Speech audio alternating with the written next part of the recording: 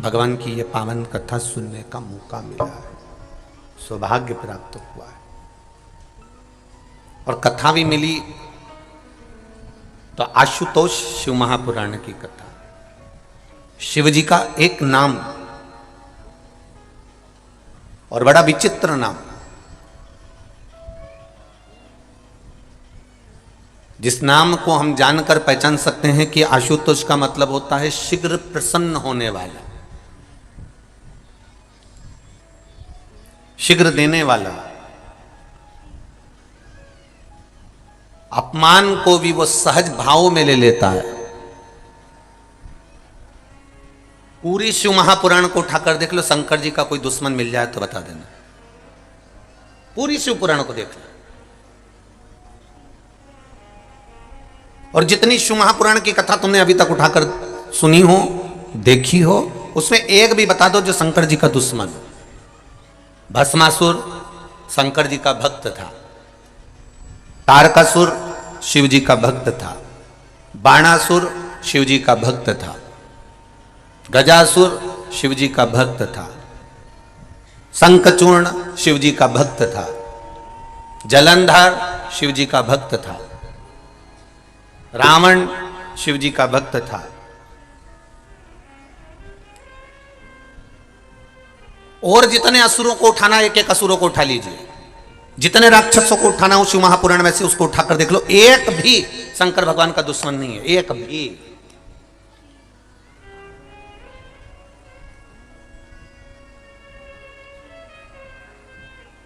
भस्मासुर, तारकासुर, तारकासुर के 3 बेटे तारकाक्ष, विदुम्माली, कमलाक्ष की किसी ने शंकर भगवान से दुश्मनी नहीं करी और ना शंकर भगवान ने इनसे दुश्मनी रखी। कोई दुश्मन नहीं है, क्योंकि शिव का एक नाम है आशुतोष। आज के जमाने में लड़के का नाम आशुतोष रख दो तो वो दूसरे से दुश्मनी पाल सकता है और दूसरे उससे दुश्मनी पाल सकते हैं। नाम रखने से कुछ नहीं होगा महाराज कि तुम्हारा नाम ये हो गया। आशुतोष नाम रख लिया तुमने और तुम सोचो कि मैं उससे भेद कर रहा हूं, उससे द्वेष कर रहा हूं, वो मेरा भाई ने मुझे लूट लिया, मेरे भाई ने ऐसा कर दिया, मेरे भैया ने ऐसा कर दिया, मेरी भाभी ने ऐसा कर दिया, मेरी माता ने ऐसा कर दिया, मेरे पिता ने ऐसा कर दिया, साथी ने ऐसा कर दिया। नाम रखने से कुछ नहीं होगा। तुम सोचो कि तुम आशुतोष हो गए तो ये बहुत कठिन बात है साहब। आशुतोष का मतलब तो समझो, शिव पुराण के 24,000 श्लोक में से एक श्लोक ऐसा बता दो जो शंकर जी का दुश्मन था। कोई असुर, कोई राक्षस, कोई शिव जी का द्रोही था, कोई दुश्मन था। तारकासुर भी शंकर भगवान का दुश्मन नहीं था, जलंधर भी शिव जी का दुश्मन नहीं था, बाणासुर भी शंकर भगवान का दुश्मन नहीं था। ये जितने असुरों की लिस्ट निकालोगे, जितने राक्षसों की लिस्ट निकालोगे, इन लिस्ट में आप देखोगे कि इन सबने शिव जी की भक्ति करी है, इन सबने शंकर का भजन करा। ये दुश्मन है ही नहीं, ये द्रोही है ही नहीं, इनमें दुश्मन का कोई भाव है ही नहीं। जिसका कोई दुश्मन नहीं होता, अर्थात सामने वाला व्यक्ति भले मन में थोड़ा सा बैर उत्पन्न कर ले, पर महादेव किसी के प्रति बैर उत्पन्न नहीं करते। इसलिए शिव जी का नाम एक है जिसको लोग क्या कहते हैं, जम के बोलो जरा, आशुतोष कहते हैं, क्योंकि बैर नहीं है। अब एक एक राक्षसों का चरित्र उठाकर देखिएगा। भस्मासुर का चरित्र उठा लो पहले, और भस्मासुर के चरित्र को देखिए। कौन था यह भस्मासुर? एक राजा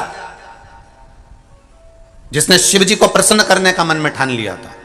इतनी सेवा करी भगवान शंकर की, इतनी सेवा करी, इतनी सेवा करी, शिव जी प्रसन्न हो गए। मांग तुझे क्या चाहिए? शंकर भगवान ने कहा आपके कैलाश पर मुझे कोई सेवा दे दो। जैसे कोई आकर कह दे भैया बताओ, आपने कौकड़ी में कथा चल रही है, जयसवाल जी बताओ जरा मुझे क्या करना पड़ेगा, बताओ मेरे लिए कोई सेवा हो तो बताओ। तो इन्होंने कह दिया साहब आप एक काम करो कि जो भी भगत आए इनको चाय पिला दो। हमने कहा चाय तो पिला दूंगा, पर दिक्कत यह है कि दूध ला सकता हूँ, पत्ती ला सकता हूँ, गैस ला सकता हूँ, भट्टा ला सकता हूँ, पर बनाएगा कौन? दिक्कत वहां खड़ी हो गई। पिलाएगा कौन? तो क्या पिलाने वाले तो यहाँ बहुत भगत हैं साहब, जो कथा सुनने आता है वो सेवा में लग जाता है। तो पिलाने वाला तो ढेर मिल जाएगा, पर बनाने की आपत्ति कि भैया, और बनाने वाला भी चतुर चाहिए। मालूम पड़े ज्यादा अदरक डाल देने, दूध फटी गया, चाय पूरी फट गई, फिर क्या होगा? जो दूध लेकर आया था वही चिल्लाएगा, तेरे को नहीं आती थी तो तूने बनाई क्यों? क्यों? किसने कहा तेरे को बनाने का? तुझे आती नहीं है तो क्यों बना रहा? भस्मासुर ने भगवान देवादिदेव महादेव से कहा, जितने लोग इस कथा को सुन रहे हैं आस्था चैनल पर, फेसबुक, यूट्यूब पर, जितने लोग इस कांकड़ी छोटे से गांव में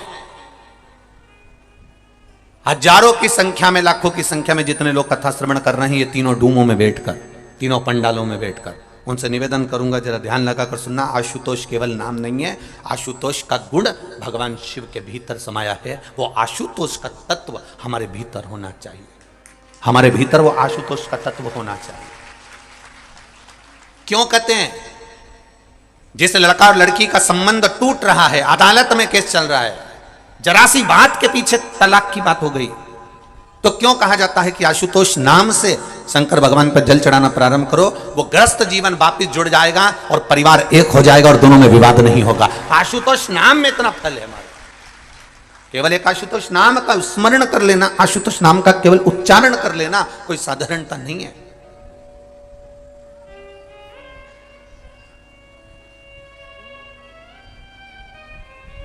जब बहुत क्लेश, अपार क्लेश होता है, पति पत्नी में झगड़ा होकर पत्नी मायके भी चली जाती है, पति अपने घर पर रह जाता है, एक दूसरे का फोन आना बंद हो जाता है, एक दूसरे से बातचीत बंद हो जाती है, कोई पत्र व्यवहार नहीं होता, 6 महीना, 8 महीना, साल भर, 1.5 साल हो गया, ना पति सुध ले रहा है ना पत्नी सुध ले रही, तो उस जगह पर ये आशुतोष भगवान कार्य करते हैं। उस समय पर आपका एक लोटा जल शंकर भगवान को जब चढ़ाने के लिए जाते हो, और जल चढ़ाते समय जब शिव जी को आशुतोष कहकर जल समर्पित करा जाता है, जल का पात्र जब भरा जाता है, तो इस पात्र को जब इस तरह से चढ़ाते हैं तो वो आशुतोष का स्मरण कर कर किया जाता है। तब कितना भी विवाद हुआ हो, दोनों पक्ष में से किसी न किसी एक पक्ष की ओर से फोन आना चालू हो ही जाता है। आशुतोष शब्द ही एक आनंद है,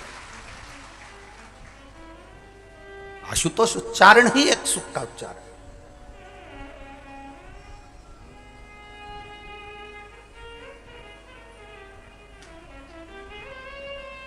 भस्मासुर ने पूछा मेरे लिए सेवा।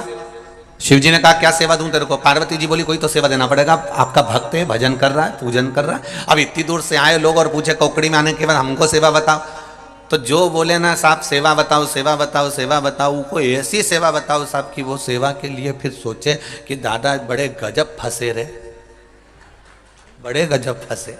पर लोगों को सेवा कहाँ चाहिए? हमें मंच की सेवा दो, हमें स्टेज की सेवा दो, हमें फूल माला की सेवा दो, हमें पंडाल की सेवा दो, हम सीटी बजाएं ने सबको बिठाएं।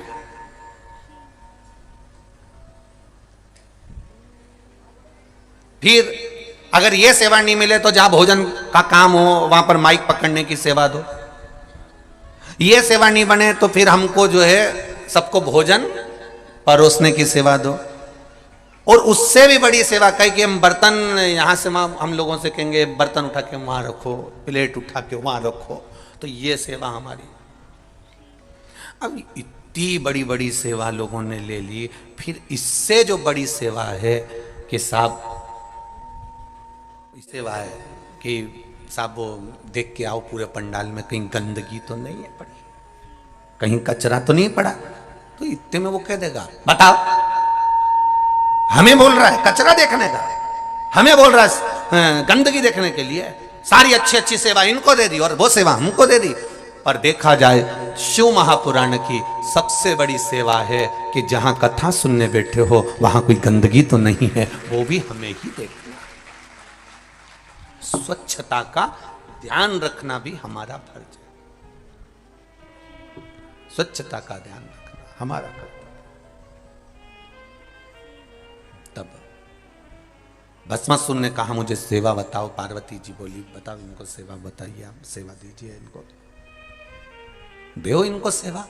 तब भोलेनाथ जी ने एक सेवा दे दी कि मैं रोज भस्म लगाता हूं, तू मुझे मुर्दे की भस्म लाकर दे दिया करना, बस इतनी सेवा तू मेरी कर। अब भस्मासुर ने कहा प्रभु वाह क्या सेवा दी है, बहुत बढ़िया सेवा है, अब बताओ कहीं का होता तो कह देता बताओ मुर्दे की भस्म लेने भेज रहा है मेरे को, पर भगवान ने कहा नहीं तू मुर्दे की भस्म ढूंढ के ला। अब ये रोज जाता मुर्दे की भस्म लेकर आ जाता, रोज जाता शमशान से मुर्दे की भस्म लेकर आ जाता, रोज जाता मुर्दे की भस्म लेकर आ जाता। साल निकल गए, अब कोई जरूरी है कि रोज कोई मरेगा?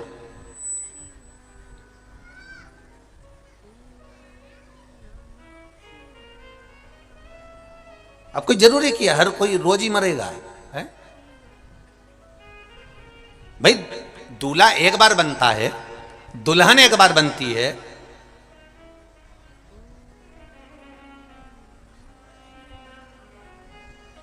तो कोई जरूरी है कि हर बार दूल्हा दुल्हन बने वो?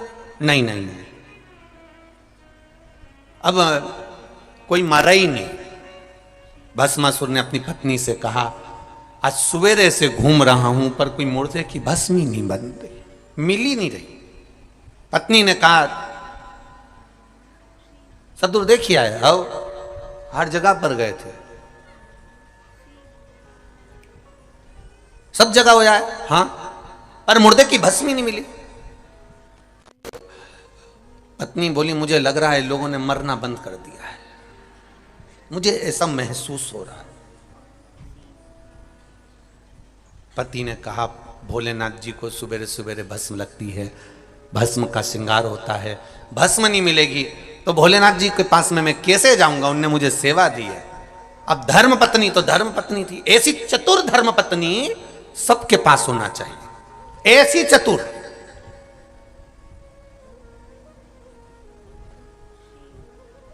लोगों को लगता जरूर है कि गणेश जी के पास में रिद्धि सिद्धि है, नारायण जी के पास में लक्ष्मी है, भगवान ब्रह्मा जी के पास में ब्रह्माणी है, ब्रह्मा जी के पास में ब्रह्माणी है, भगवान विष्णु के पास में लक्ष्मी है, गणेश जी के पास में जम के बोलो रिद्धि सिद्धि है, और हमारे पास में जिद्दी है। तो लोगों को लगता जरूर है कि भाई ये कहीं ना कहीं गड़बड़ तो हुआ है। अब उनके पास में भले रिद्धि सिद्धि हो पर अपने पास तो इतनी जिद्दी कि 2-3 बार तो उसके पिताजी को भी बोल दिया तुम्हारी छोरी बड़ी जिद्दी है, एक बार अड़ जाती है ना तो सुनती नहीं है किसी की भी। तो उनके पिताजी ने भी कह दिया बेटा तुम ये मत सोचना कि गणेश जी की रिद्धि सिद्धि थी, अपनी तो जिद्दी हमारी, तुम्हारी सास भी ऐसी है। अब वो क्या बोले उसके लिए, बोले तो बोले, क्या बोल सकते उसके लिए।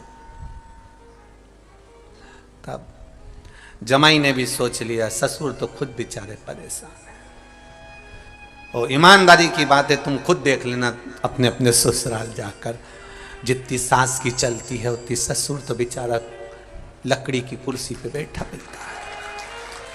तुम खुद देखो अपने अपने ससुराल जाकर, ससुर बेचारा कुर्सी पे बैठा है काम करता रहेगा, उसका तो बेचारे ससुर का मुंह भी इतना नहीं चलता जितना, भले इसके मुंह में दांत नहीं, पूरा सोफा सेट निकल गया पूरा गाया, पर इतनी बोले, और कभी कभी जब खाने बैठे तब फ्रिज में से दांत निकाल के फिट करके फिर बैठी। अब जमाई को भी लगा बिना दांत के इतनी बोल रही, अब दांत लग गया तो कितनी बोलेगी, सोचने वाली बात। तो इस अंदाजे में मत रहना भाइयों। धर्म पत्नी मिले, भस्मासुर की धर्म पत्नी बड़ी चतुर थी, बड़ी विद्वान, और भस्मासुर की धर्म पत्नी ने तुरंत, भस्मा ने कहा मैं क्या करूं तू बता मेरे को। धर्म पत्नी बोली देखो सीधी सीधी बात है, मुर्दे मिलना मुश्किल हो गए, शमशान में आग नहीं लग रही है, भस्म नहीं मिल रही है, तो क्यों नहीं करते अपनी खुद की फैक्ट्री, क्यों नहीं खोलते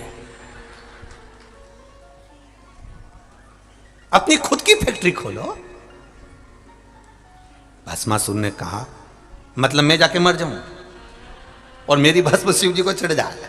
पत्नी बोली फैक्ट्री का मतलब ये थोड़ी ना है,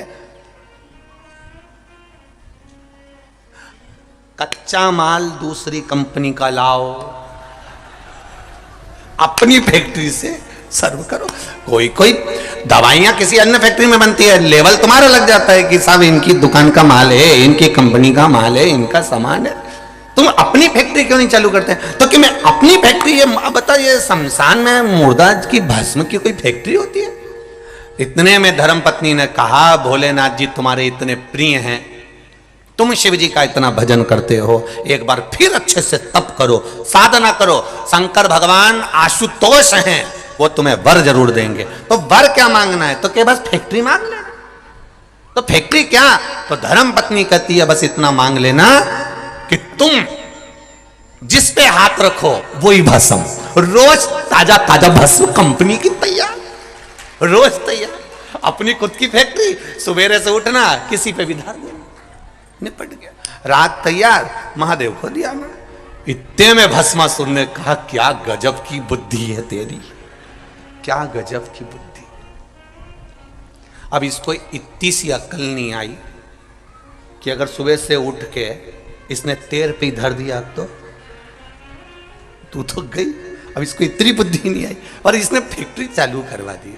और भस्मासुर तप में लीन हो गया। क्या तप करा है भस्मासुर ने, क्या तप करा। शिव जी प्रसन्न हो गए। क्या बात है भस्मासुर, प्रभु मैं बड़ा दुखी हूं। शंकर जी ने पूछा, क्या दुख आ गया तेरे को? प्रभु आपके लिए भस्म नहीं ला सकता क्योंकि मुर्दे ही नहीं मिलते हैं, तो मैं जली हुई भस्म कहां से लाऊं? शंकर भगवान बोले, तो फिर क्या करेगा? बस आप मुझे वर दे दो, मैं जिस पे हाथ रखूं वही भस्म हो जाए, इतनी कृपा कर दीजिए बस, और कुछ नहीं चाहिए।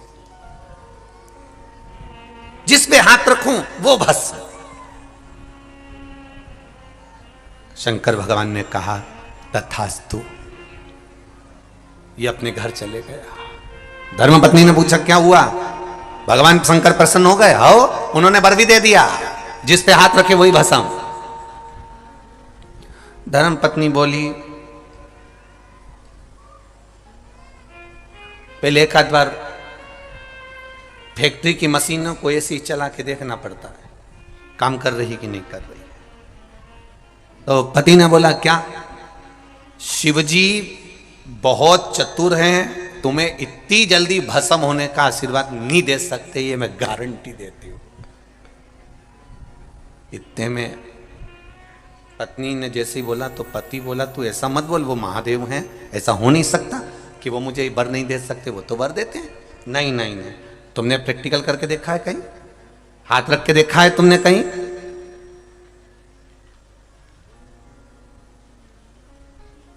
पहले फैक्ट्री का मोहरा श्री गणेश वहीं से होना चाहिए जिन्होंने वरदान दिया। मतलब शंकर जी के ऊपर पहले हाथ रख के देखो, अगर वो भस्म हो जाए तो समझ लो कि तुम्हारा आशीर्वाद तुम्हें अच्छा मिल गया, और नहीं हो तो समझ लो ने झूठा वरदान दिया। अब भस्मासुर वापिस पहुंच गया। हर हर महादेव। शंकर भगवान ने पूछा, दादा कैसे आ गया? कुछ नहीं, आपके ऊपर हाथ रख के देखना है। शिव जी बोले, क्यों? शंकर भगवान बोले, तू मेरे ऊपर हाथ क्यों रखना चाहता? बस मुझे देखना है कि आपने जो भस्म का आशीर्वाद दिया वो सही है कि गलत है, क्योंकि सवेरे सवेरे मालूम पड़े मैं गया ब्रह्म मुहूर्त में, मैंने जाकर किसी के ऊपर हाथ रख दिया और वो भस्म ही नहीं हुआ, और मालूम पड़े तुम्हारे लिए भस्म लाना और मिली नहीं, तो फिर मैं क्या करूंगा? इसलिए मैं तो आज ही प्रैक्टिकल करना चाहता हूँ। शंकर भगवान बोले, क्या करेगा? बस आप पर हाथ रखूंगा। शिव जी ने बोले, मैं अब भी नंदी को बुलाता हूं। तो भस्मासुर बोला, नंदी की क्या जरूरत है? शंकर भगवान बोले, तुझे जरूरत नहीं, जरूरत मुझे। तुझे जरूरत नहीं है, बस नंदी की जरूरत मुझे है। तो तुम नंदी से क्या करोगे? शंकर भगवान बोले, रुक तो जा। और जो शंकर जी ने डमरू खड़काया, जो डमरू बजाया, नंदी आया। शंकर भगवान बैठे नंदी पे, और नंदी पे बैठे और नंदी से बोले, ऐसी जगह ले जा जहां ये भस्मासुर नहीं आए, ऐसी जगह। प्रभु कारण क्या है? शंकर जी ने कहा, मैंने भस्मासुर को वर दे दिया कि जिस पे हाथ रखेगा वो भस्म हो जाएगा, वो मेरे ऊपर रखने आ रहा है। इतने में नंदी तो पहले ही भाग लिए, सबसे आगे नंदी और पीछे मेरे देव अधिदेव महादेव। शंकर जी ने कहा, नंदी कहां जा रहा है? नंदी बोले, प्रभु रुको, पूरे घर के लोगों को बता के आ रहा हूं कि भस्मासुर जहां मिले तो दूर हट जाना, इसके बाद तुम्हारे पास आ रहा हूं। सबको किया है, गणेश जी रिद्धि सिद्धि को लेकर चले, कार्तिकेय बाबा चले, पार्वती मैया चली देवाधिदेव महादेव के पास में। महादेव बोले पार्वती जी से, तू क्यों आई मेरे पास में, कि वो उस भस्मासुर को आपने वर दे दिया। शंकर भगवान बोले वो तो मैं निपट लूंगा, तू तो अंदर जा, तू चिंता मत कर। शिव जी अब नंदी के साथ भागे। महाराज भगवान नारायण ने देख लिया कि ये महादेव भागते हुए आ रहे हैं। बैठे थे आराम से, नारायण लेटे हुए थे। लेटे लेटे शंकर जी वहां पहुंच गए। लक्ष्मी जी चरण दबा रही थी। शिव जी को घबराए हुए देखकर भगवान विष्णु ने पूछ लिया, आप यहां आज कैसे आना हुआ मेरे देवाधिदेव महादेव। शंकर भगवान बोले मैंने वरदान दे दिया। नारायण बोले आपकी तो आदत ही है वरदान देने की, ये तो आप पे बड़ी कृपा है, आपका नाम आशुतोष है, इसलिए आप वरदान दे देते हो, शीघ्र प्रसन्न हो जाते हो, आपने वर दे दिया, बड़ी प्रसन्नता की बात है, उसमें घबराना क्या। शंकर भगवान ने बोले कि मैंने जिसको वर दिया उसको भस्म होने का वर दिया, कि जिस पे हाथ रखेगा वो भस्म हो जाएगा, तो उसमें टेंशन क्या है। भगवान शंकर बोले वो इधर ही आ रहा है। भगवान नारायण लेटे थे, बैठे हो गए। अभी लेटे थे, अब बैठ गए। बैठे और लक्ष्मी जी ने तुरंत भगवान विष्णु से कहा मैं अंदर जा रही हूं। नारायण बोले तू क्यों अंदर जा, भरोसा नहीं उसका, वो मेरे को देख के हाथ दे देता, इसलिए मैं चली गई। भगवान विष्णु ने उस समय पर फिर सुंदर स्त्री का रूप बनाया और उस भस्मासुर के साथ में नृत्य करते हुए हाथ सिर पर रखवाया। भस्मासुर स्वयं भस्म हो गया। देखिए भस्मासुर क्या द्रोही था शिव जी का? नहीं। तारकासुर को देखना, वो शंकर भगवान का द्रोही नहीं है। तारकाक्ष, विदुमाली, कमलाक्ष के शिव जी के द्रोही नहीं है। जितने हुए ये शंकर के द्रोही नहीं हुए, शिव के द्रोही नहीं है। शिव की कथा कर रही, शिव का किसी से भेद नहीं है, भगवान शंकर का किसी से भेद नहीं। सबके प्रति मेरे देवाधिदेव महादेव का स्नेह, करुणा है, वात्सल्य है। मेरे देवाधिदेव महादेव का किसी से भेद नहीं है। जितना बेर 33 कोटि देवी देवताओं का रहा है देवताओं से, ऐसा बेर कभी मेरे महादेव का नहीं रहा किसी से। शिव आशुतोष कहला। आप घर पर जाकर शिव महापुराण की पोथी को पढ़िएगा। भगवान शंकर के पावन संवाद को आप जरूर पढ़िए कि शंकर भगवान का किसी से बैर रहा हो तो जरूर बताइएगा। शिव का बैर नहीं किसी से। जो बैर रखने वाले भी हैं वो शंकर जी के पास में आकर प्रेम करने लगते हैं। जैसे शिव जी की सवारी है नंदी और मां जगत जननी की सवारी है शेर। शेर और नंदी का कभी विवाद नहीं हुआ जब तक वो शंकर जी के पास में रहे। मोर, सर्प एक दूसरे के विरोधी हैं, फिर भी इनका बैर नहीं है। सर्प और चूहा ये एक दूसरे के विरोधी हैं, पर इनका बैर नहीं हुआ। आशुतोष भगवान शिव का एक नाम के साथ में, एक स्मरण के साथ में एक कर्म भी है कि शालीनता, शीतलता, स्नेह, मौनता, करुणाता, वात्सल्यता, स्नेह जुड़ा हुआ हो, प्रेम जुड़ा हुआ हो, वात्सल्यता जुड़ी। इसलिए आशुतोष नाम में एक सुख है, आशुतोष नाम में एक आनंद है।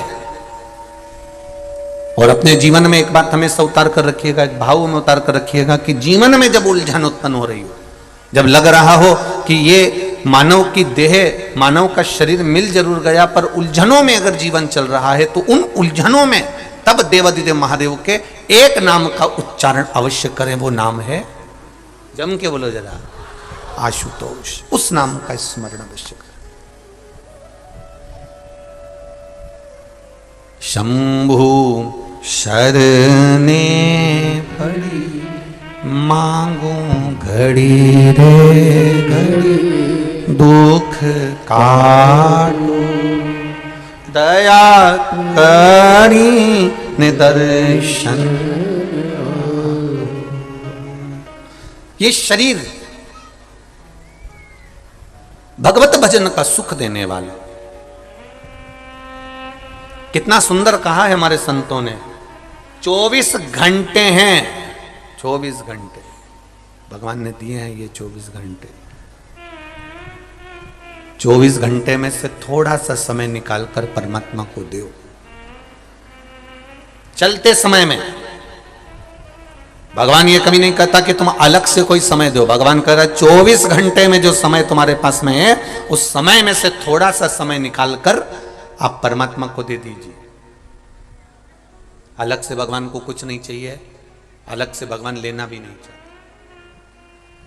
भगवान तो कहते हैं जो तेरा चल रहा है उसी चलते में कम करो। दुकान अच्छी चल रही है, किराने की दुकान अच्छी चल रही है, कपड़े की दुकान अच्छी चल रही है, घी की दुकान अच्छी चल रही है, बर्तन की दुकान अच्छी चल रही है, किराने की दुकान अच्छी चले।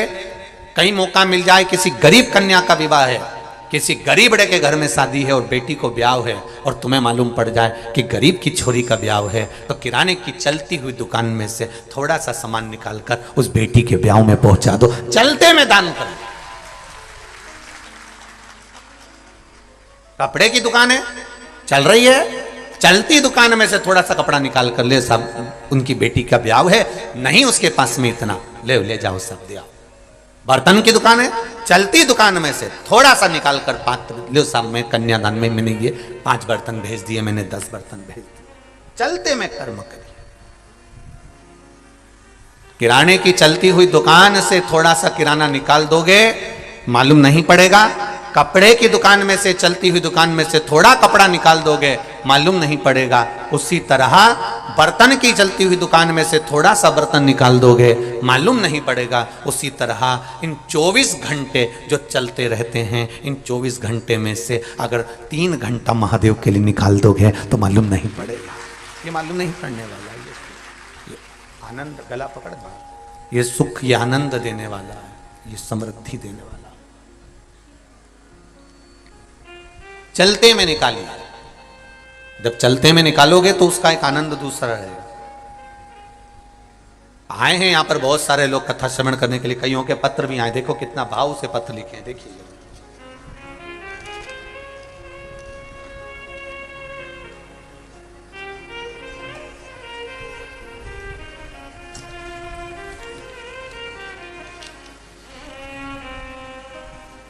जानकी वर्मा, तुलसी मानपुर ग्राम, जिला रायपुर से आए हैं। कहीं बैठी हो तो हाथ हिलाइएगा, कहीं बैठी हो तो हाथ हिलाइएगा। आप ही हैं? दोनों हाथ हिला दो ऐसे, एक बार ऐसे हाथ हिलाओ। श्री शिवाय नमस्तुभ्यम। हाँ, इस तरह से हिला दो एक बार। हाँ ठीक है। श्री शिवाय नमस्तुभ्यम। मैं गुरु जी, शंकर जी के क्या वर्णन करूं, क्या बखान करूं, क्या बोलूं गुरुदेव। एक लोटे जल का क्या बखान करूं। मेरे पति एक मानसिक रोग से ग्रसित हैं। 22 साल से उनका मानसिक रोग समाप्त नहीं हुआ। प्रतिदिन दवाई खाते हैं, ठीक से सो भी नहीं पाते थे। इस लॉकडाउन में आपकी शिव महापुराण की कथा सुनी और शंकर जी पर 1 लोटा जल चढ़ाना प्रारंभ करा। एक बेलपत्री चढ़ाती, देवाधिदेव महादेव को चढ़ाना प्रारंभ करा। आप कहते हो सारी समस्या का हल 1 लोटा जल है, तो मैंने भी सोचा कि अब लॉकडाउन में कथा आ रही है, कहीं जा नहीं सकते। और पति 22 साल से मानसिक रोग से ग्रसित थे, सोते नहीं थे, रात भर जगते रहते थे। हरकतें मानसिक रोग वाले व्यक्ति की क्या होती है ये आप भी जान सकते हैं। 22 साल से ये ग्रसित थे। तब मैंने शिवजी पर 1 लोटा जल चढ़ाना प्रारंभ करा, एक बेलपत्री चढ़ाना प्रारंभ करा, और वो बेलपत्री चढ़ाकर लेकर आती, शिवजी का चढ़ा हुआ जल में लेकर आती और उनको देना चालू करा। कई बार उन्होंने नहीं भी खाया तो भी मैंने उनको खिलाया। बेलपत्र खिलाकर पानी पिला देती है। बाबा की कृपा ऐसी हुई गुरुदेव, अब वो धीरे धीरे ठीक हो गए हैं, उनकी दवाइयां बंद हो गई हैं और वो रात्रि को सोते भी हैं, और उनका जो मानसिक रोग था अब धीरे धीरे बाबा की कृपा से संतुलित हो गया, वो ठीक हो गए। गुरुदेव, मेरा एक पुत्र है, पिछले 7 वर्ष से उसकी नौकरी मेरे घर से बहुत दूर थी। मैंने बाबा से प्रार्थना करा, बाबा तूने मेरे पति को 22 साल जो मानसिक रोगी रहा, जिसको रात की नींद चली गई थी, रात भर बैठा रहता था, ऐसे 22 साल के रोगी को तू ठीक कर सकता है, तो मेरा बेटा बहुत दूर जॉब करता है, नौकरी करता है, ऐसी कृपा कर दे कि मेरे नज़दीक में उसकी नौकरी लग जाए। मैंने जल चढ़ाया, रोज जल चढ़ाती, घी का दिया लगाती और बाबा को एक दिन बेलपत्री पर लगाया हुआ शहद चिपका कर आ गई। गुरुदेव जिस दिन लगा कर आई उसके 15 दिन बाद ही मेरे बेटे का नौकरी में ट्रांसफर हो गया और मेरे गांव के पास में ही उसकी नौकरी हो गई। मैं बाबा को धन्यवाद देने के लिए आई। आनंद करो। श्री शिवाय नमस्ते। ये शिव है ओ घड़ी,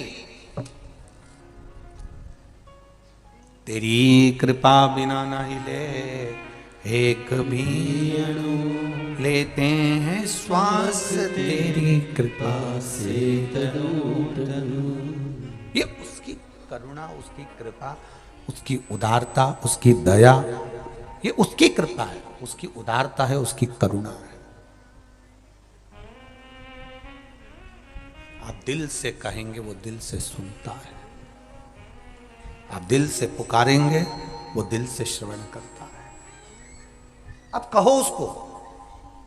एक पत्र और देखिए कितना सुंदर आया है।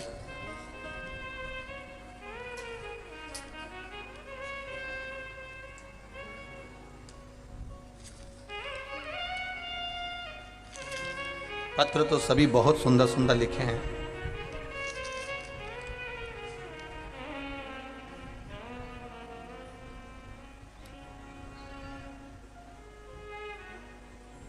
शंभु शरणे पड़ी मांगू घड़ी रे, दुख काटो दया करी मेरे शरण आपो। शंभु शरणे पड़ी मांगू घड़ी रे घड़ी, दुख काटो दया करी दर्शन आपो। ओ दया करी दर्शन। मेरा नाम किरण सेन, पति मोहन सेन, ग्राम ओरेठी, जिला बालोदा बाजार, छत्तीसगढ़ से हूँ। कहीं बैठी हूँ तो हाथ हिलाइएगा, कहीं बैठे हो तो हाथ अवश्य हिलाएं,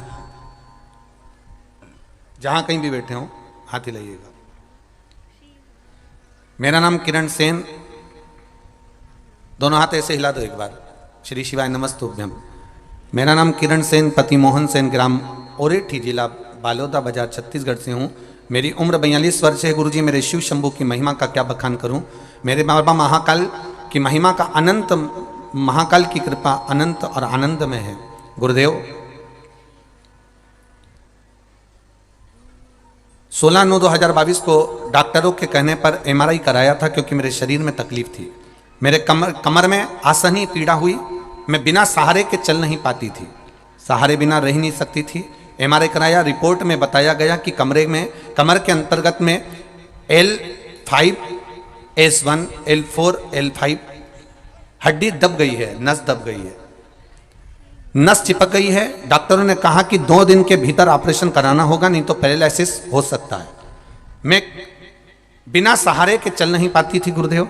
मेरी तब घबराहट हुई और जानकर मैंने दवाई तो ली, जिसकी रिपोर्ट मैंने लगाई है डॉक्टरों की भी, आप रिपोर्ट भी देख सकते हैं गुरुदेव। मैंने दवाइयाँ लेना प्रारंभ करी। डॉक्टर ने कहा 2 दिन के अंदर ऑपरेशन कराना है। मैंने वो दवाई लेकर बाबा देवादिदेव महादेव को दी, बाबा कुंदकेश्वर महादेव का नाम लेकर दवाई लेना चालू करा, और 1 लोटा जल और 1 बेलपत्र बाबा देवादिदेव महादेव को चढ़ाया। उस जल को और बेलपत्र को भी खाना प्रारंभ करा। गुरुदेव बाबा की ऐसी कृपा हुई, जिन्होंने कहा था डॉक्टर सामने कि इसका ऑपरेशन जरूरी है, 15 दिन के भीतर बिना सहारे के खड़ी हो गई। और आज मैं बिना सहारे के चलकर बाबा के धाम में या भाटा पा रखे इस बालोदा बाजार के नजदीक में शिव महापुराण की कथा को श्रवण करने के लिए आई हूं। बैठिए बहन। श्री शिवाय नमस्तुभ्यम। हर हर महादेव। ये शिव तत्व है, यह औघड़ी है। ये मेरा देव अधिदेव महादेव है, ये मेरा शंकर करुणा सागर है। अब दिल से उसको पुकारेंगे, वो दिल से सुनेगा। अब दिल से उसको कहेंगे, वो दिल से स्वीकार करेगा।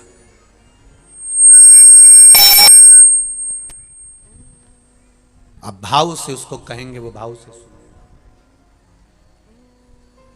तेरी कृपा बिना न हिले एक भी, लेते हैं श्वास तेरी कृपा से। आप मानो उसको, आप भाव से दिल से रिझाओ। एक लोटा जल, जम के बोलो जरा, सारी समस्या का हल। केवल एक लोटा आप लेकर उसके दाम तक पहुंच जाओ, उसके दरवाजे तक पहुंच जाओ, उसकी चौखट तक पहुंच जाओ। जब आप उसके दरवाजे तक पहुंच जाएंगे, उसकी चौखट तक पहुंच जाएंगे, उसके द्वार तक पहुंच जाएंगे, तो फिर वो स्वीकार कर ले, तेरे मंदिर में आना मेरा काम है और मेरी बिगड़ी बनाना तेरा काम है।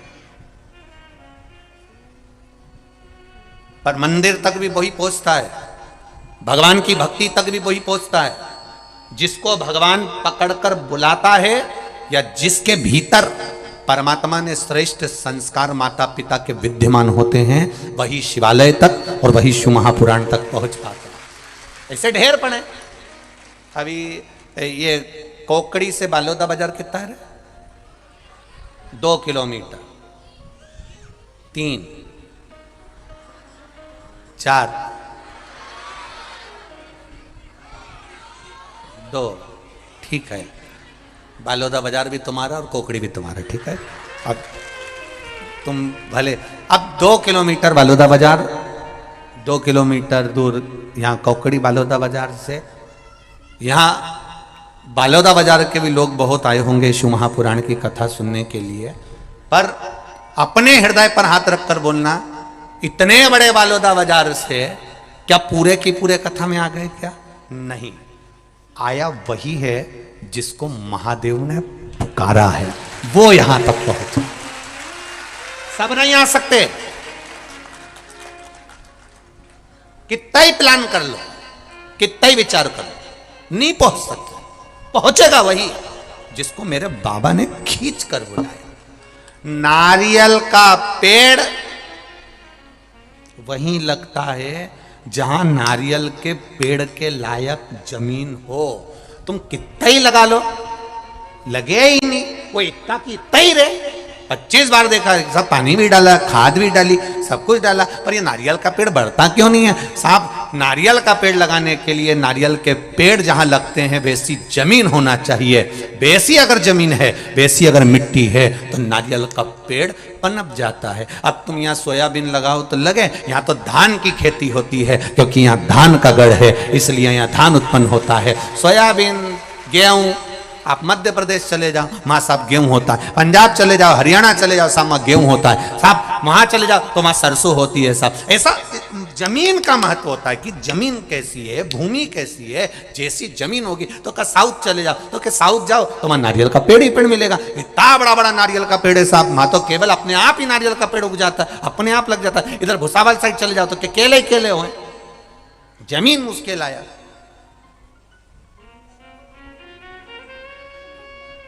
तो इतने बड़े बालोदा बाजार में सब नारियल के पेड़ हो जाएंगे क्या? जमीन जिसकी ठीक है, भूमि, जमीन, मिट्टी जिसकी अच्छी है, नारियल का पेड़ वही होता है। उसी तरह शिव महापुराण की कथा में वही पहुंचता है जिसके माता पिता के संस्कार, जिसके माता पिता के संस्कार प्रबल होते हैं। मिट्टी ठीक है तो नारियल का पेड़ भी ठीक है। माता पिता ने संस्कार श्रेष्ठ दिए हैं, इसलिए वो संस्कारों के बल पर शिव महापुराण की कथा श्रवण करने के लिए पहुंच जाता है। संस्कार के बल लगाओ, कितना भी लगाओ।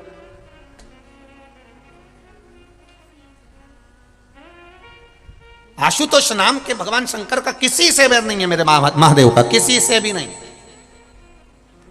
2023 की प्रथम कथा,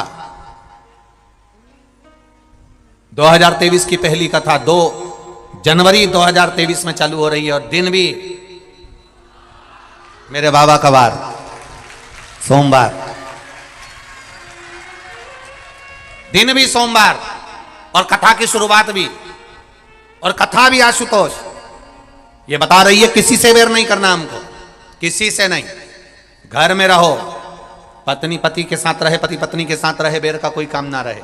भाई भाई के साथ रहे, बेर का कोई काम ना रहे। बहन भाई रहे, बेर का कोई काम ना रहे। अपनों के साथ रह रहे हो तो बेर का कोई काम ना रहे। किस चीज का बेर करना?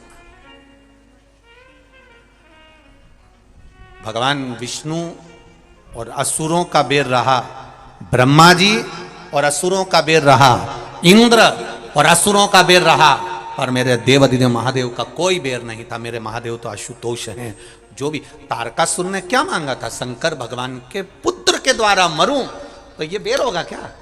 शिव जी के पुत्र के द्वारा। तो किसी ने पूछ लिया तारकासुर से, तूने ऐसा वर क्यों मांगा? तारकासुर कहते हैं महादेव शादी नहीं कर रहे थे, सती के जाने के बाद मेरे महादेव ने विवाह नहीं करा, तो मेरा मन था मैं जिसका भजन करता हूं उसको दुखी नहीं देख सकता, उसकी शादी होना चाहिए। इसलिए मांग लिया कि मरूंगा तो शंकर भगवान के पुत्र के द्वारा मरूंगा। जब ये तपस्या से उड़ जाएंगे, शादी कर लेंगे, बेटा होएगा, मैं मर जाऊंगा। अच्छा मांगा। तारकासुर भगवान शिव का भजन करता था, इसलिए माता पार्वती जी ने कह दिया था, सुन रहे कार्तिकेय, तारकासुर को मारना मना नहीं, पर हृदय में बाण नहीं लगना चाहिए। वहां मेरा महादेव रहता है, मेरा शिव रहता है, मेरा शंकर रहता है। जिसका दिल, जिसका मन, जिसका हृदय शंकर की कथा में, मेरे देवाधिदेव महादेव की कथा में खुल जाता है, उसको फिर हार्ट अटैक नहीं आता है, क्योंकि दिल में महादेव बैठा होता है। दिल में महादेव बैठा है, चित्त में महादेव बैठा है, भजन में महादेव बैठा है। फिर उसका दिल हॉस्पिटल में नहीं खुलेगा। बस एक बार अगर जिसने दिल लगा लिया, जिसने हृदय महादेव के इस पावन कथा में लगा लिया, महादेव की कथा में खोल लिया, फिर उसको कहीं खोलना, कहां खोलना उसको? एक किसी माता ने पत्र लिखा है, इतनी कर्जे में लदालूम हो गई थी, लिखा पत्र, वो पत्र ढूंढना पड़ेगा जी। इतनी कथा में इतनी कर्जे में लदालूम हो गई कि बेटे लोग, जिसने पत्र लिखा हो खड़ी हो जाना है, अब ढूंढने पहले तो है।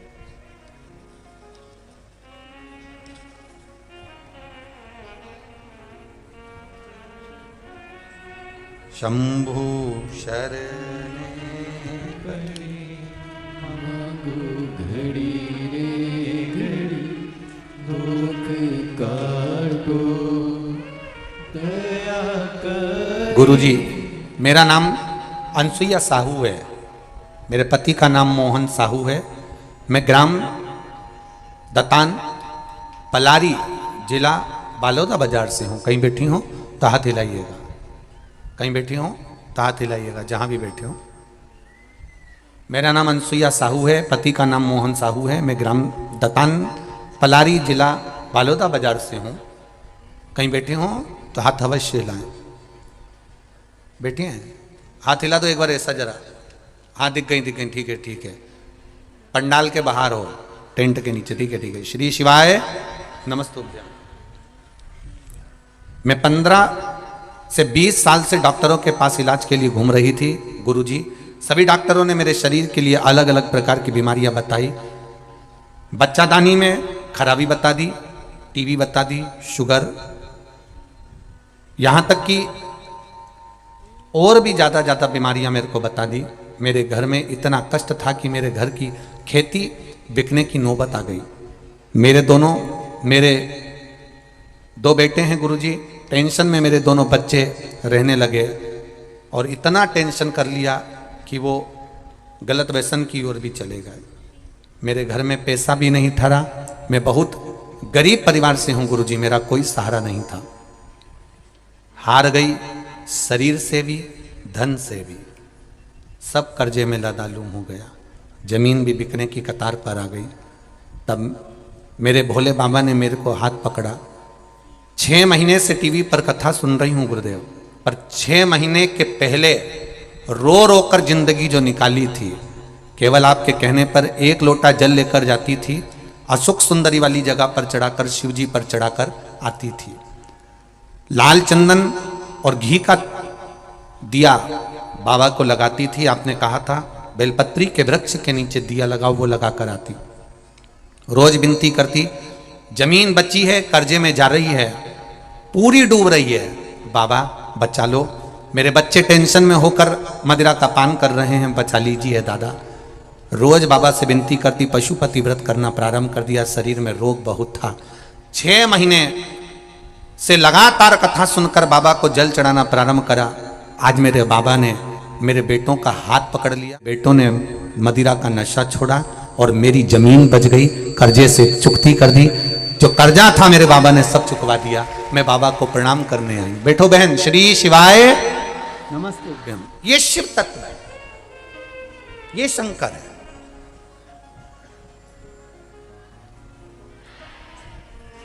उसकी कृपा, उसका विश्वास, उसका भरोसा। और जितने लोग यहां कथा सुनने आए हो, ये तीनों पंडाल और पीछे के पंडाल जितने तुम भर कर बैठे हो, इतना विश्वास मानकर सुनना।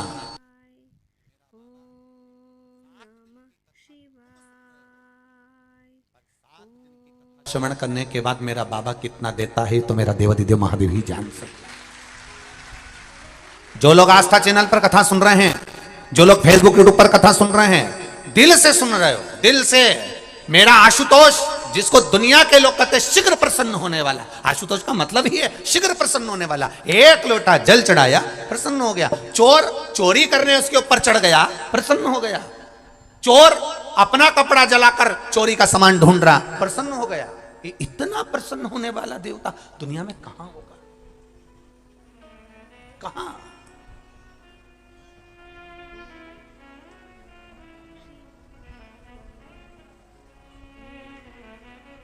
कहां मिलेगा वो ऐसा सरल, सहज, आनंद देने वाला?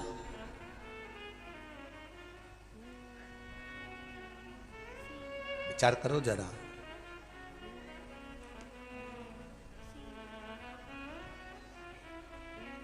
जलंधर वृंदा के पति, जिसका द्वेष भगवान नारायण के साथ में है,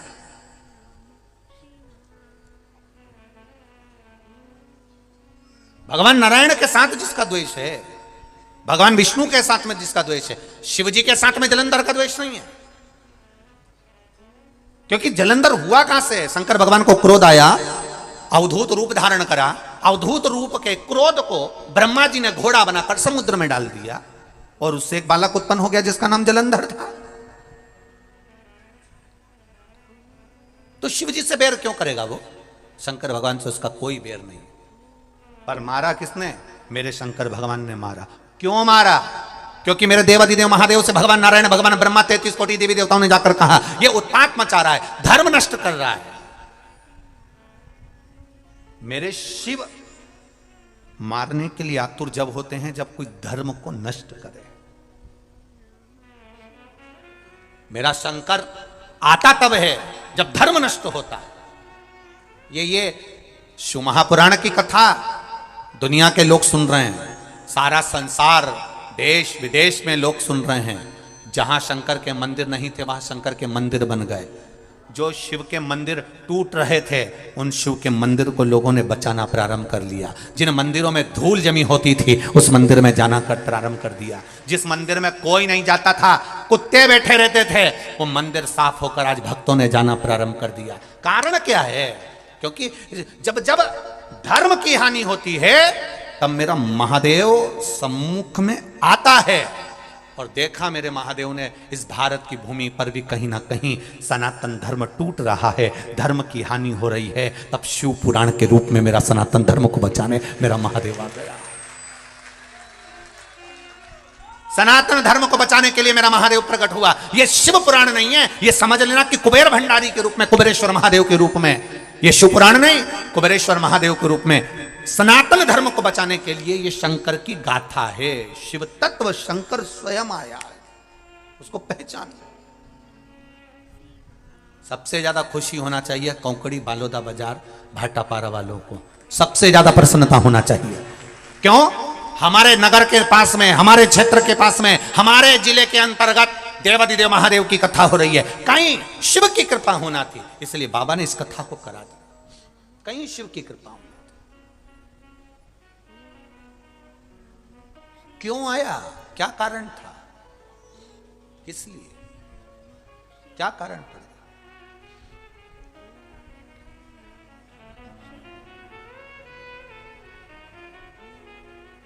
साहब, जलंधर का बेर महादेव से नहीं है, पर जब महादेव बैठ गए तप करने के लिए, जब महादेव तप करने के लिए बैठे, मेरे देव अधिदेव महादेव तप की मुद्रा में लग गए।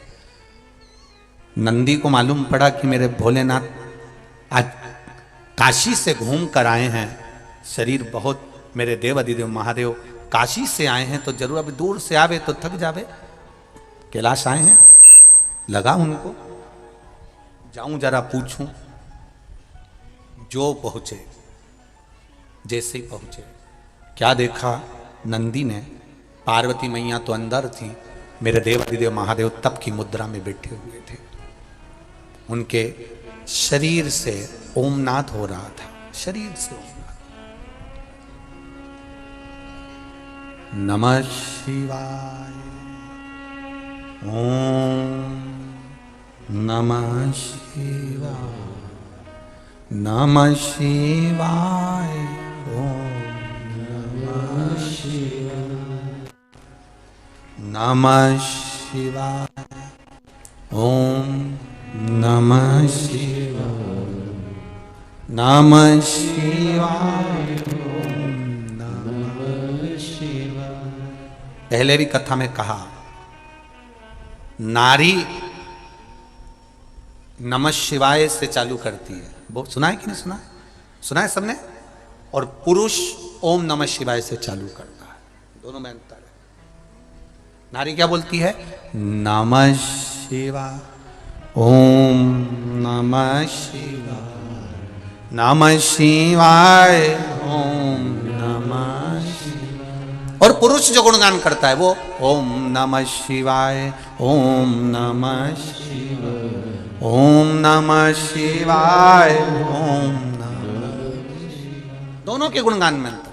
शिव बैठे हैं, मेरे महादेव बैठे हैं, कैलाश पर्वत पर विराजमान है, मेरे देवाधिदेव महादेव शंकर आनंद के साथ बैठे थे, तप मुद्रा में थे, शब्द निकल रहा शरीर में से, ओम नाद निकल रहा शरीर में से, शरीर में से ओम नाद निकल रहा।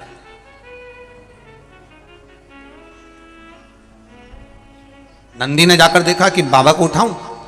2 बार नंदी ने आवाज लगाई, हर हर बोल बम का नारा है। बाबा एक सारा फिर आवाज लगाई, उठे ही नहीं, बाबा नहीं उठे। तो नंदी को लगा बाबा तप में बैठ गए। नंदी बाबा के सामने, बाबा ऐसे बैठे, नंदी उनके सामने आसन बिछाकर बैठ गया, वो भी बैठ गया। भोले बाबा लगे थे भजन में, नंदी लगा था भोलेनाथ के भजन में। ऐसा भजन नंदी ने किया कि मन का तार मेरे महादेव से जोड़ लिया। आज भी शंकर भगवान की जब प्राण प्रतिष्ठा होती है, शिव मंदिर में शंकर भगवान का शिवलिंग रखा जाता है, शिव प्रतिमा रखी जाती है, शिवलिंग रखा जाता है, तो नंदी जहां बैठता है, नंदी को जहां पर विराजमान करते हैं, उस नंदी के सामने से आज भी एक सूत्र बांधा जाता है।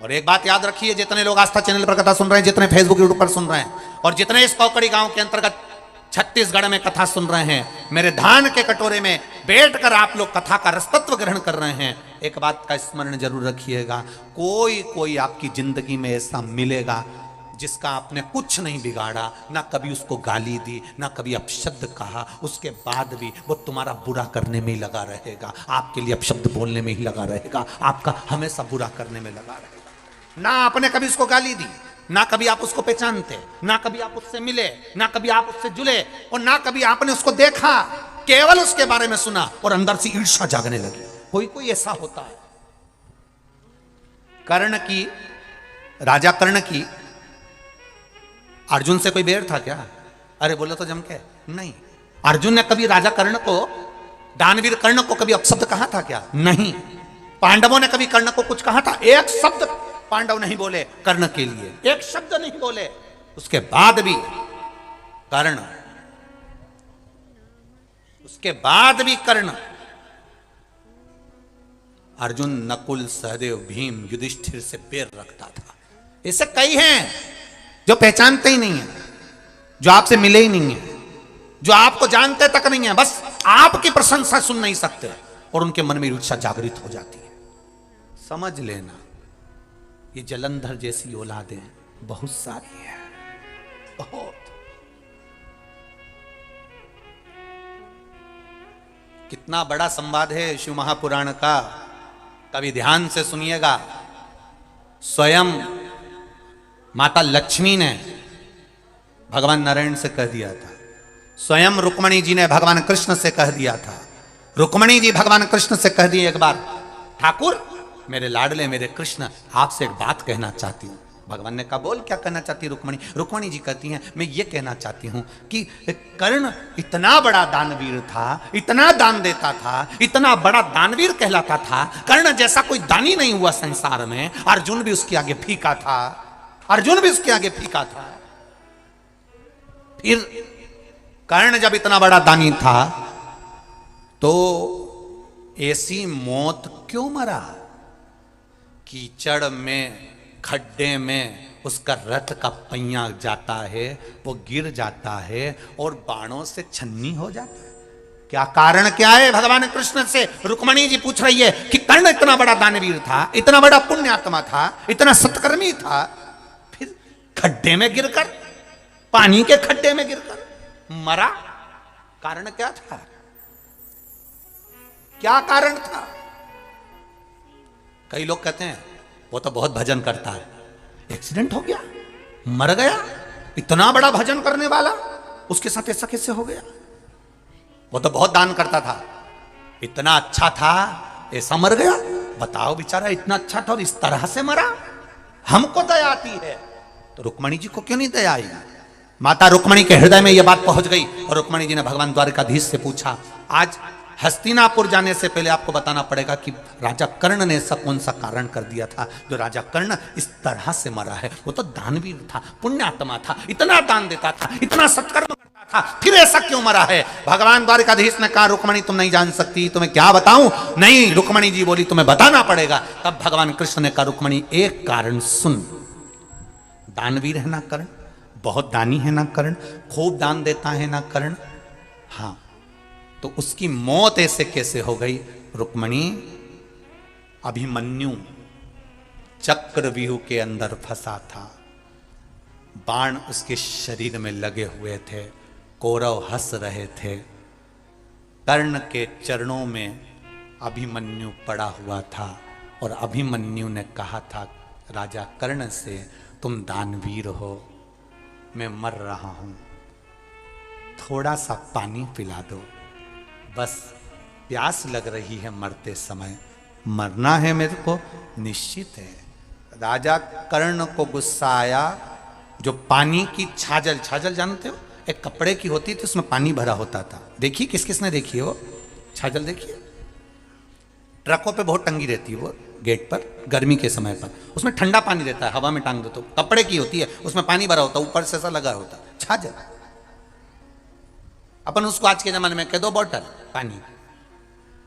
राजा कर्ण के पास में पानी की बोतल रखी थी, छाजल पड़ी थी। अभिमन्यु ने कहा मुझे बहुत प्यास लग रही है, मैं मर रहा हूं। आप लोगों ने मुझे बाण मार दी है, मैं मर रहा हूं, पर प्यास लग रही है, पानी पिला दो, थोड़ा सा पानी पिला दो, थोड़ा सा पानी दे दो। दानवीर कर्ण, थोड़ा सा पानी दे दो।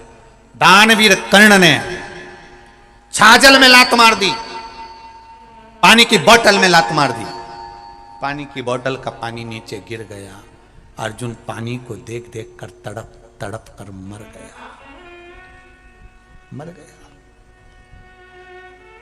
भगवान कृष्ण ने रुक्मणी जी से कहा, जिंदगी भर उसने सोना दान कराओ, दान करियो, चाहे हीरा दान कराओ, पर मरने वाले व्यक्ति को एक बूंद पानी नहीं पिला सका, तो इससे बड़ा पापी कौन होगा। जिस पानी को मांग कर अभिमन्यु मराए, उसी पानी के खड्डे में ये गिरकर मरेगा। ये कर्म का दंड है, भोगना पड़ेगा। ये कर्म का दंड है, भोगना पड़ेगा। और जिस छाजल का पानी गिरा था, वो छाजल के पानी पर जब रथ चलना प्रारंभ हुए, वहां खड्डा होते गया, खड्डा होते गया, खड्डा होते गया, खड्डा होते गया। और अभिमन्यु जिस छाजल के जल के खड्डे से खड्डा हो गया रथ चल चल के, और कर्ण रथ भगा रहा था, खड्डे में रथ गिर गया और कर्ण नीचे गिरा और मारा गया। देखिए उस पानी ने कितना कमाल कर दिया। एक बूंद पानी प्यासे को नहीं पिला सकता, प्यासे को जोड़ जोड़ जोड़ जोड़ के मर गए। अंत में इतने बड़े फोटो घर में और दुकान में टंग गए। क्या करा जिंदगी में? केवल जोड़ा, जोड़ा पत्नी के लिए, जोड़ा बच्चों के लिए, 4 व्हीलर गाड़ी बच्चों के लिए, पत्नी के लिए, परिवार के लिए, कुटुंब के लिए, दुकान 1 से 4 कर ली, 4 से 6 कर ली, व्यापार बढ़ाते गए, बढ़ाते गए, व्यापार बढ़ रहा है, उम्र बढ़ रही है, पर भजन घट रहा है। भजन मत घटने देना। 24 घंटे भगवान का भजन नहीं कर सकते, मत करो। 1 लोटा जल लेकर महादेव के मंदिर में चले जाना, 5 मिनट लगेंगे, श्री शिवाय नमस्तुभ्यम कहकर चढ़ा देना, बस उसके दरवाजे से होकर आ जाना। वो 5 मिनट तेरे 5 वर्ष की जिंदगी को संवार देंगे, ये निश्चित है। 5 मिनट से ज्यादा नहीं लगता, 5 मिनट 10 मिनट। मंदिर अगर दूर होगा तो 10-12 मिनट लगेंगे। वैसे तो मुझे विश्वास है कि छत्तीसगढ़ की पावन धरा पर आप लोग कथा सुन रहे हैं, और जितने लोग आस्था चैनल पर, फेसबुक, यूट्यूब पर सुन रहे हैं, ये मेरा विश्वास कहता है, जहां जहां रह रहे हो वहां दूसरे भगवान का मंदिर मिले चाहे नहीं मिले, पर पेड़ के नीचे, ओटले पर, कहीं ना कहीं तुम्हारी सोसाइटी में, कॉलोनी में, मंजिल में, कहीं ना कहीं तो छोटा ना छोटा शिवालय जरूर होगा। वहां 1 लोटा जल चढ़ाना प्रारंभ करो। कटेगा दुख, काटेगा मेरा बाबा, आएगा बाबा आएगा। अभी कथा में कहा था, मालेगांव की कथा में, बच्चे को डराना हो तो कह दो बाबा आ गया, बच्चा रोना बंद कर देता है। उस तरह दुख बहुत हो और तुम्हें लग रहा है कि बहुत दुख है, तो याद रखना बाबा, जम के बोलो, आएगा। बाबा आएगा तो बच्चा रोना बंद कर देता है, बाबा आएगा ये सुनकर हमारा दुख भी कट जाता है कि मेरा शंभू मेरे साथ में है, मेरा शंकर मेरे साथ, मेरा ओघड़ी मेरे साथ।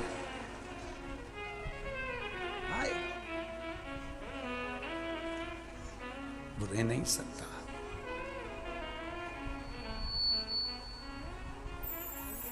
और जब वो आएगा तो जीवन का सुख अपने आप संवरता है, जब उसकी भक्ति बढ़ती है। एक राजा कर्ण के मरने का चरित्र कह रहा है कि एक मरने वाले व्यक्ति को पानी पिला नहीं सका, तो मरा भी ऐसा कि उसी खड्डे में डूबकर, उसी खड्डे में रथ का पहिया फंसकर पटक गया, नीचे गिर गया। कभी कभी हमारा धन, हमारी संपदा ही हमारा दुख का कारण हो जाती है। बहुत पैसा होता है, बहुत पैसा होता है, तो कोई उसके बेटे को, पत्नी को, परिवार को कोई ले जाए, क्यों ले गए? पैसे के चक्कर में उठा कर ले गए साहब, किडनैप कर लिया साहब। धन इतना कमाया, तब वो धन ही हमारा विनाश का कारण हो। धन, वो दौलत ही हमारा विनाश है। कहां करें? शिव जी के सामने नंदी बैठ गया, तप में लीन, साधना में लीन। एक प्रश्न करा है किसी बेटी ने, इस पत्र के माध्यम से प्रश्न किया गया।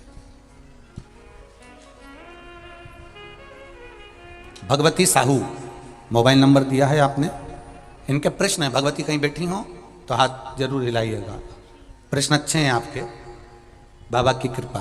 कहीं बैठी हो तो हाथ जरूर हिलाना। भगवती साहू आप इन लिखा है, दोनों हाथ हिला दो एक बार। श्री शिवाय नमस्तुभ्यम। आपका पत्र प्राप्त हुआ, बहुत सुंदर प्रश्न है आपका। गुरुजी, पशुपति व्रत में जो 6 दिए लगाए जाते हैं उसमें बत्ती गोल लगाना चाहिए कि लंबी लगाना चाहिए? प्रश्न बहुत अच्छा है, एक बार जोरदार ताली बजाओ भगवती साहू के लिए, बहुत अच्छा प्रश्न है। हमने पहले भी कथा में कहा कि शंकर भगवान के मंदिर में पार्वती भी है, शिव भी है, दोनों विराजमान है। आप दोनों तरह की बत्ती शंकर के मंदिर में लगा सकते हो। जहां देवी के मंदिर में अकेली देवी होती है तो वहां पर फिर लंबी बत्ती का क्रम आ जाता है। पितरों की पूजन हो रही है, लंबी बत्ती का क्रम आ जाता है। पर जहां पर देवाधिदेव महादेव भी हैं, पार्वती भी है, वहां आप गोल भी बत्ती समर्पित कर सकते हो और लंबी भी बत्ती लगा सकते हो, उसमें कहीं दोष नहीं आएगा। फिर आपने वर्णन करा 5वां व्रत पूर्ण होने पर 108 पुष्प या चावल बेलपत्र चढ़ाते हैं। सबको एक साथ चढ़ा देना चाहिए कि एक एक करके चढ़ाना चाहिए? वैसे शास्त्र रीति के अनुसार पशुपति व्रत में जो 5वां सोमवार पूर्ण होगा और आप 108 अगर कोई वस्तु चढ़ा रहे हो तो एक एक कर श्री शिवाय नमस्तुभ्यम, श्री शिवाय नमस्तुभ्यम एक एक कर चढ़ाना चाहिए। एक साथ हाथ में लिया और एक साथ नहीं चढ़ाना, एक एक कर समर्पित। बहुत अच्छा प्रश्न है। एक प्रश्न जो आपने किया था उसका उत्तर इस कथा में चल रहा है, नंदी वाला जो प्रश्न आपने तीसरा करा है उसका उत्तर इस कथा में चल रहा है कि आप कहते हो कि मंदिर से जाते समय नंदी के कानों में कहकर चले जाओ। बैठिए बैठिए बैठिए बैठिए। बहुत सुंदर प्रश्न है आपके, बहुत भाव से और आनंद से आपने करा और जनमानस के कल्याण के प्रश्न है। ये केवल आपके लिए नहीं है, ये सबके लिए इतने जोरदार प्रश्न हैं। जो गलती भी करते होंगे तो उसको सुधार सकते।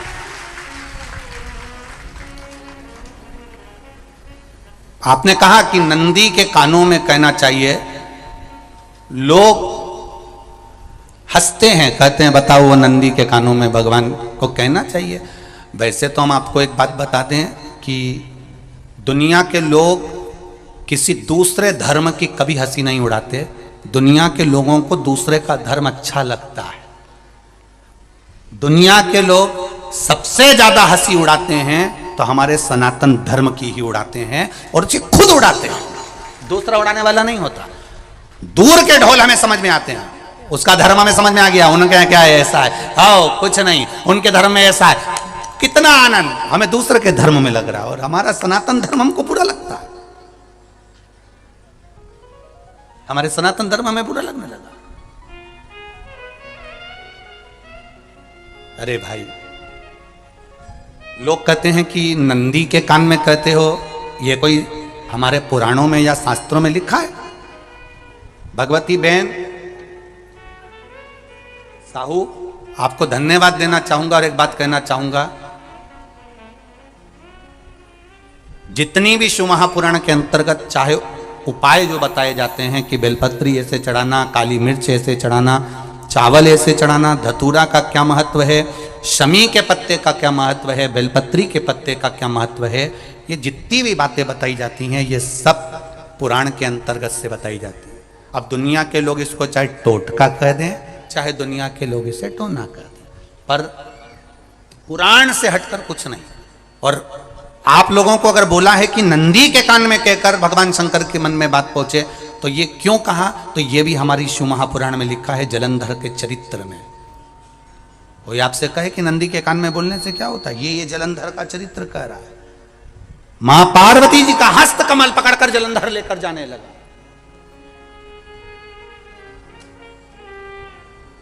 वृंदा का पति लेकर जा रहा।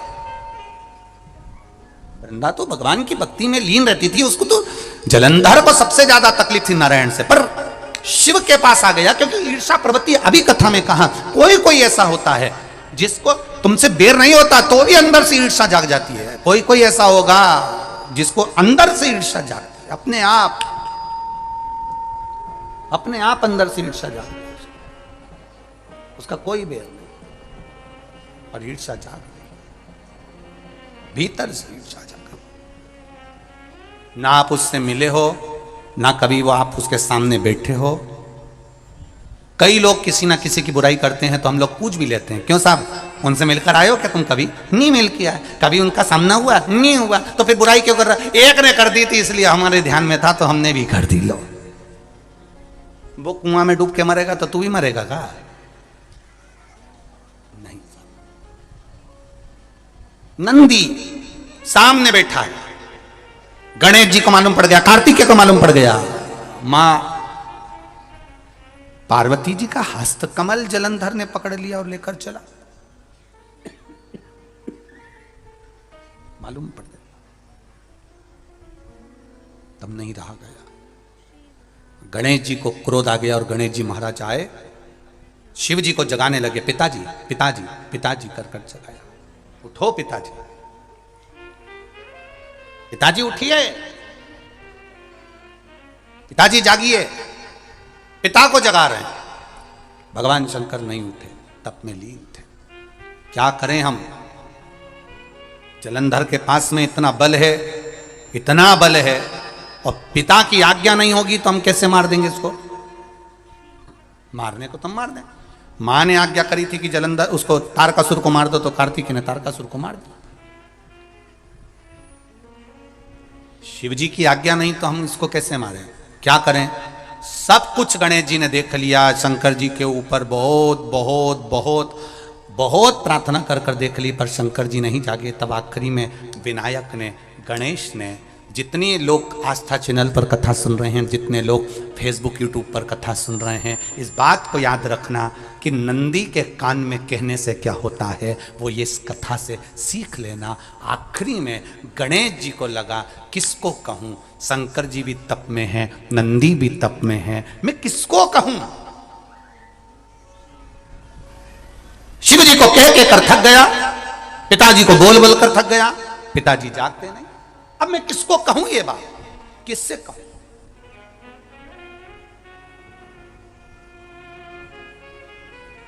विनायक गए सीधे अब नंदी के पास में। नंदी भी तप में लीन थे, शंकर जी की ओर मुख था, शंकर जी की ओर मुख था। गए और जाकर तुरंत विनायक ने नंदी के कानों में जाकर कहा, नंदीश्वर, मैया का हाथ पकड़कर जलंधर लेकर जा रहा है, पिताजी तप में लीन है, कृपा करिए ना। बस केवल नंदी के कान में कहा, गणेश जी दूर हट गए। नंदी के कान में कहा, शंकर जी के नेत्र खुल गए, शिव जी के नेत्र खुले। ध्यान देना जरा, इस शिव महापुराण की, आशुतोष शिव महापुराण की कथा, जो कथा यहां कही जा रही है, यह कथा पहले के चरित्रों में सुनने को नहीं मिली होगी। जरा ध्यान देना इस संवाद पर, जितने लोग आस्था चैनल पर, जितने फेसबुक यूट्यूब पर सुन रहे हैं। सनातन धर्म की हंसी उड़ाने वाले कह देते नंदी के कान में कहने से क्या होता है, नंदी के सामने जाकर बोलने से क्या होता है, नंदी के पास बैठकर बोलने से क्या होता है, नंदी के पास बैठकर शंकर जी का मात्र दीदार करने से क्या होता है, दर्शन करने से क्या होता है, वो अच्छे से समझ लेना। जो लोग सनातन धर्म पर उंगलियां उठाते हैं वो अच्छे से समझ लें इस बात को।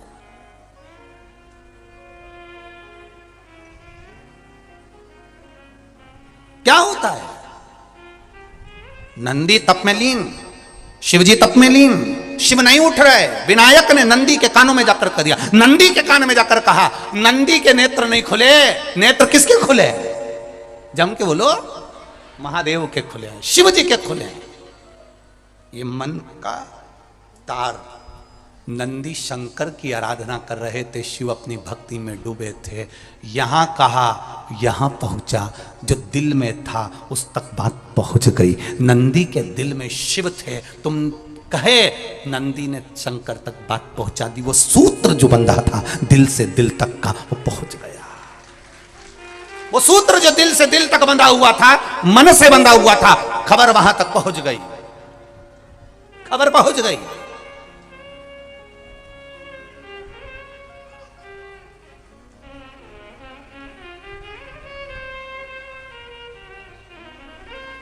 हम कई बार कहे आपको, आप लोगों ने सुना होगा शिव महापुराण में कि बहुत दुख हो जिंदगी का, बहुत दुख तकलीफ। जैसे वो बहन ने लिखा, मेरे कर्जे में लदालूम हो गई, तकलीफ बढ़ गई, शरीर का रोग था, 15-20 साल हो गए, आराम नहीं।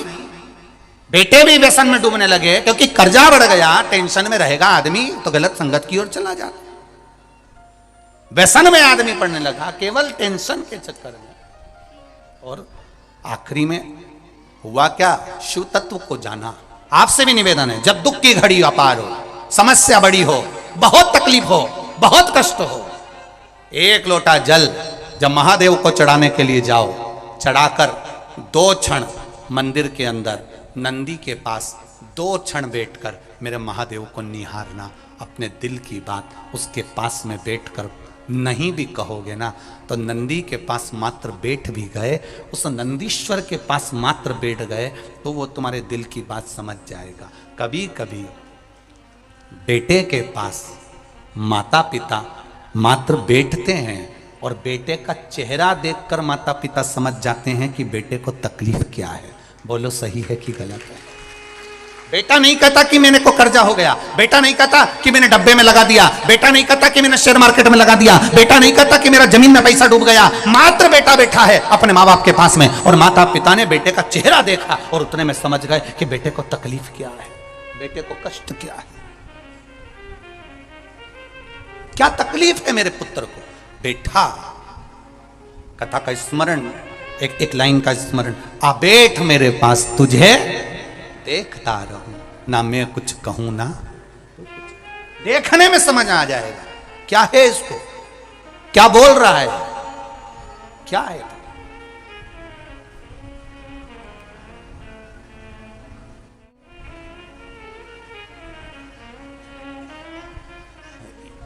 उसको केवल कहने का एक भाव, नंदी के पास बैठ जाओ, है दुख, अपार दुख है, अपार तकलीफ है, कष्ट है, बीमारी है, रोग है। डॉक्टर ने कह दिया लीवर किडनी बेकार हो गया, डॉक्टर ने कह दिया कैंसर हो गया, डॉक्टर ने कह दिया ये तकलीफ ज्यादा हो गई, शरीर में गांठ पड़ गई, हो गया ना, शरीर है ना, हो गया। एक पत्र में एक बहन ने लिखा कि मेरे शरीर पूर्ण तरह से बेकार हो गया, यहां तक बच्चादानी में गांठ तक पड़ गई, उसने पत्र में लिखा है।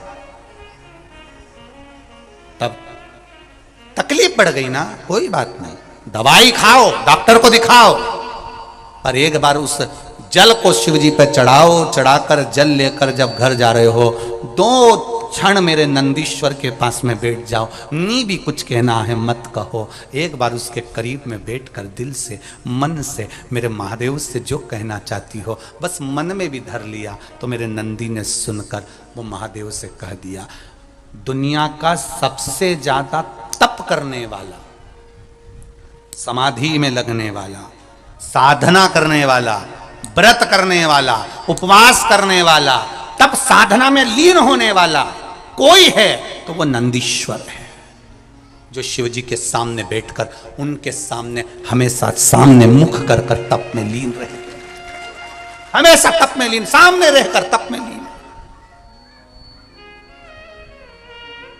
कौन कौन गया शंकर जी के मंदिर? सब गए हो? नंदीश्वर को देखा है? रख लो हाथ। तुम गए तो कभी नंदी ने पलट के तुम्हें देखा? अरे बोलो तो जम के, नहीं देखा।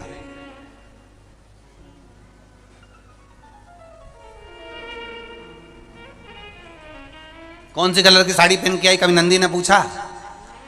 नहीं पूछा। पलटा? नहीं। केवल एक टकटकी है उस नंदी की, वो है देव अधिदेव महादेव।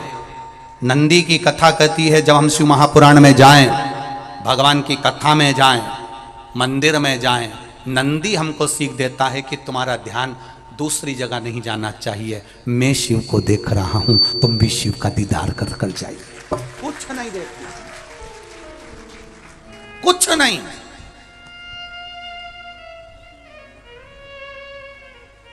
अपने प्रेम को दर्शाने का भाव प्रकट करें। हम कई बार कहते हैं शिव महापुराण में जितने कार्यकर्ता कार्य करें, हम उनसे बार बार कहते हैं, हर जगह कथा में कहते हैं, और आगे भी जो कथाएं वो भी अच्छे से सुन ले। हम हर कथा में कहते हैं कि शिव पुराण में जितने कार्यकर्ता कार्य करते हैं, जितने लोग संभालते हैं, चाहे वो कार्यकर्ता हो, चाहे बाउंसर हो, चाहे काली शर्ट वाले हो, चाहे पीली शर्ट वाले हो, उन सब से एक निवेदन रहा है, किसी से भी आप बोलो मीठा बोलना, प्रेम से बोलना, आड़ा टेढ़ा मत बोलना।